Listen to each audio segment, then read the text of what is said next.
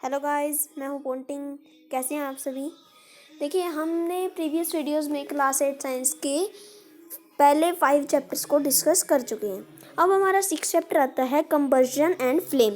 देखिए, इस combustion and flame के बारे में हम इस पूरे चैप्टर में डिटेल में पढ़ेंगे। तो देखिए, सबसे पहले इंट्रोडक्शन पार्ट देख लेते हैं। देखिए, हम ना बहुत सारे जो है अलग अलग तरह के फ्यूल्स को घर में, इंडस्ट्रीज़ में या ऑटोमोबाइल्स यानी कि व्हीकल चलाने के लिए भी अलग अलग तरह के फ्यूल को यूज़ करते हैं।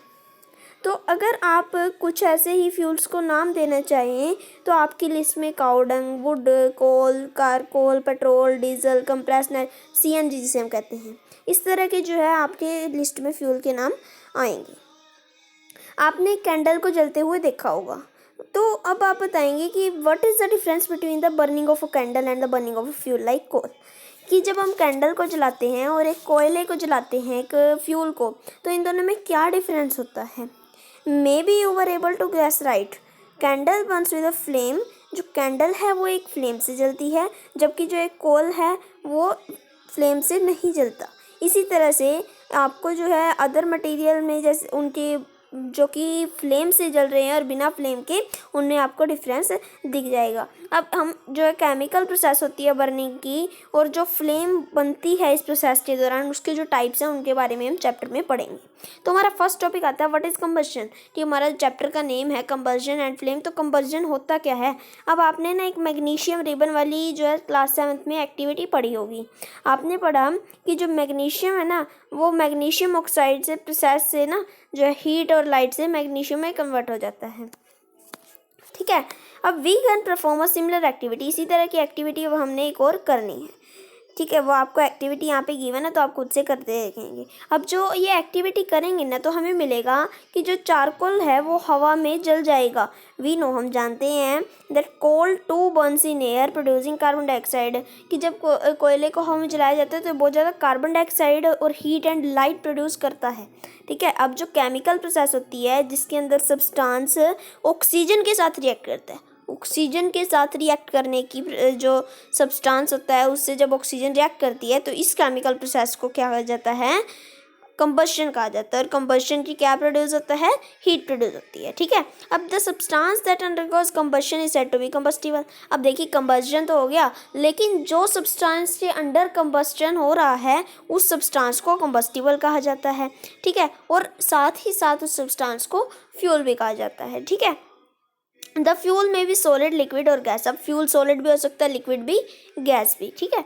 सम time lights is also given off during combustion. अब कई बार क्या होता है ना, कंबशन के दौरान लाइट आती है, आइदर एज अ फ्लेम और एज अ ग्लो। या तो वो फ्लेम के रूप में होती है या तो वो ग्लो के रूप में। In the reaction mentioned above, अब जितने भी ऊपर रिएक्शन दिए थे मैग्नीशियम और चारकोल वाले, वो कंबस्टिबल सब्सटेंस है। ठीक है। अब हमारे पास आता है let us investigate conditions under which combustion take place. कि अब हमने उसके बारे में खोजना है कि कंबशन होता कब है, किन कंडीशंस के अंडर होता है। We find that for combustion के लिए एयर जो है, हवा जो है, बहुत ज़्यादा ज़रूरी है। कैंडल जो है बर्न फ्रीली। अब आपको एक ऊपर एक्टिविटी दी थी जिसमें कि कैंडल जो है एक केस में पूरी सही चल रही थी। ठीक है।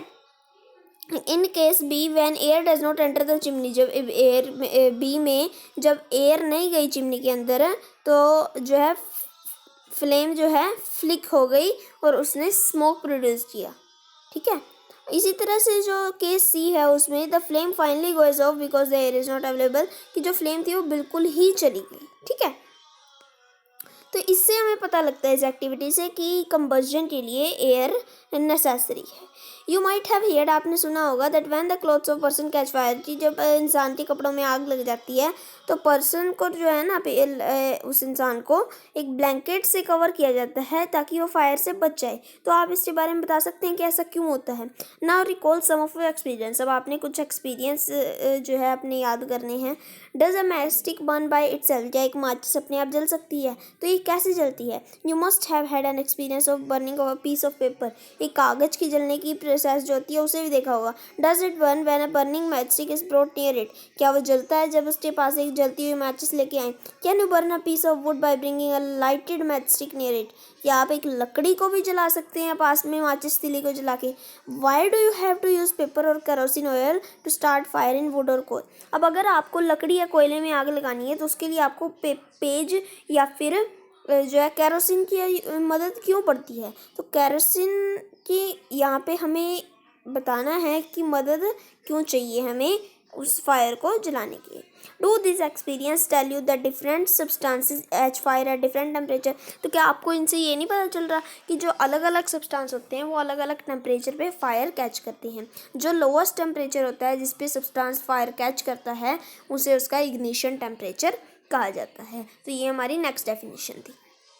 इसके बाद आ जाता है, हम पाएंगे कि जो कंबस्टिबल सब्सटेंस होते हैं ना कैन नॉट कैच फायर, वो फायर कैच नहीं करते और burn as long as its temperature is lower than its ignition power, की मतलब कि जितना इग्निशन टेम्परेचर से कम होगा ना टेम्परेचर तो वो नहीं जलेंगे।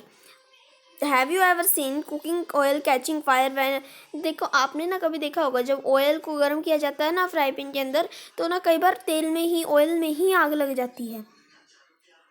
ठीक है, तो यहाँ पे अब क्या हो रहा है, kerosene oil and would do not catch fire on their own at temperature, अब जब उन्हें रूम टेम्परेचर पे रख दिया जाए तो ऐसा नहीं है कि वो खुद से फायर जो है कैच कर लेंगे। Does it mean that ignition temperature of kerosene oil is lower then of would, तो क्या इससे हमें ये पता चल रहा है कि जो केरोसिन ऑयल का इग्निशन टेम्परेचर है वो वुड से कम है, या फिर इसका मतलब ये है that we need to take special care in storing care, कि केरोसिन ऑयल को रखने के लिए हमें स्पेशल केयर चाहिए। तो ये जो सभी एक्टिविटीज़ हैं ये दिखाती हैं कि ये बहुत ज़रूरी है एक सब्सटेंस के लिए कि अगर हमें उसे जलाना है तो उसके इग्निशन टेम्परेचर तक उसे लेके जाया जाए। If we continue heating the cup, अगर हम एक कप को गर्म करते रहते हैं,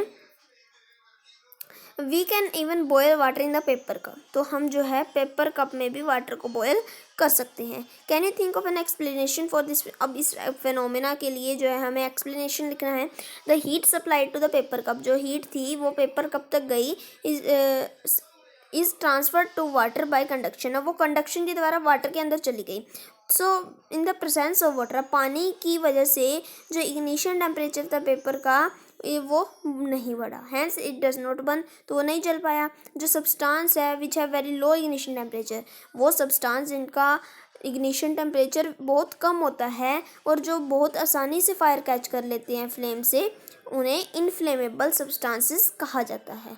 एग्जाम्पल है इनफ्लेमेबल सब्सटेंसेस के, जैसे कि पेट्रोल, अल्कोहल, एलपीजी एक्सेट्रा हो गए, ये बहुत जल्दी से फायर कैच कर लेते हैं।